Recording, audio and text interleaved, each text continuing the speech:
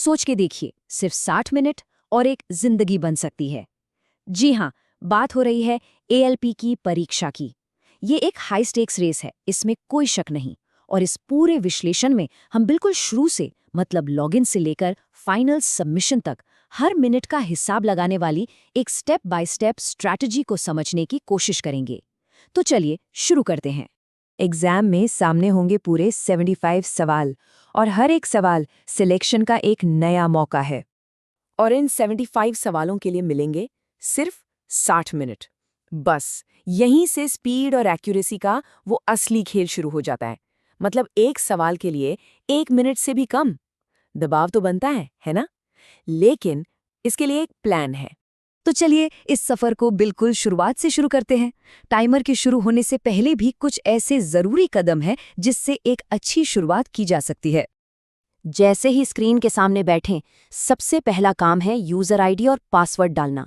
इसके बाद एक बहुत ही जरूरी काम, ऊपर राइट हैंड कॉर्नर में अपनी तस्वीर और नाम को अच्छे से वेरीफाई करना। अगर वहां जरा सी भी गड़बड़ लगे तो फौरन इन्विजिलेटर को बताना है। यह छोटा सा स्टेप आगे की बड़ी परेशानियों से बचा सकता है। अगला स्टेप, डिफ़ॉल्ट भाषा चुनना। अब चाहे हिंदी हो या इंग्लिश, वही भाषा चुनें जिसमें सबसे ज्यादा कंफर्टेबल फील हो। बार बार भाषा बदलने में कीमती सेकंड्स बर्बाद होते हैं, इसलिए एक बार डिसाइड कर लिया, बस उसी पर टिके रहना है। ओके, अब आते हैं एग्जाम इंटरफेस के सबसे जरूरी हिस्से पर, colour coded question status system. समझ लीजिए, ये एक पर्सनल डैशबोर्ड जैसा है जो बताता है कि एग्जाम में प्रोग्रेस कहाँ तक पहुंचा है। तो ये जो 5 रंग है ना, इनको दिमाग में बिल्कुल सेट कर लेना है। ध्यान से देखिए। व्हाइट मतलब सवाल अभी तक देखा ही नहीं। रेड का मतलब है कि सवाल देख तो लिया पर आंसर नहीं किया। ग्रीन ये है अपना स्कोर, यानी जवाब लॉक हो चुका है। पर्पल मतलब सवाल को बाद के लिए, रिव्यू के लिए मार्क किया गया है। और पर्पल के साथ ग्रीन निशान, इसका मतलब जवाब तो दे दिया है पर शायद 100% श्योर नहीं है और एक बार दोबारा देखना है। बस यही रंग टाइम मैनेजमेंट की असली चाबी है। एग्जाम के जो शुरुआती कुछ मिनट होते हैं ना, वो साइकोलॉजिकली सबसे ज्यादा क्रूशियल होते हैं। सही मायने में यहीं से पूरे पेपर का टोन सेट हो जाता है। देखिए, माइंडसेट ही सब कुछ है, वही पूरा खेल बदल सकता है।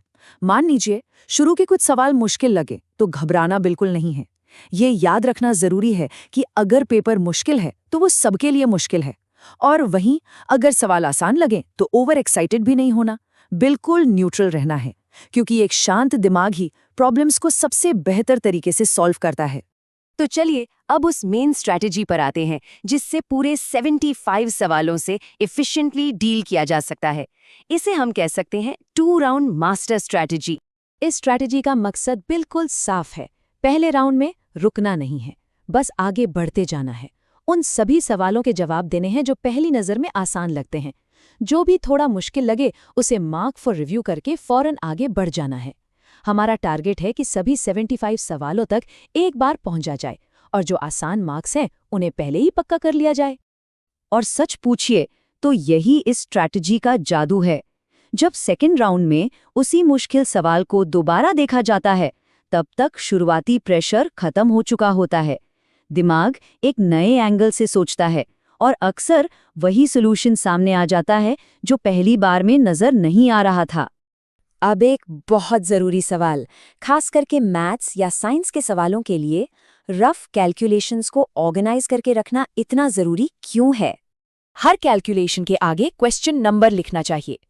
इससे होता ये है कि जब सेकेंड राउंड में उस सवाल पर वापस आते हैं तो 0 से शुरू नहीं करना पड़ता।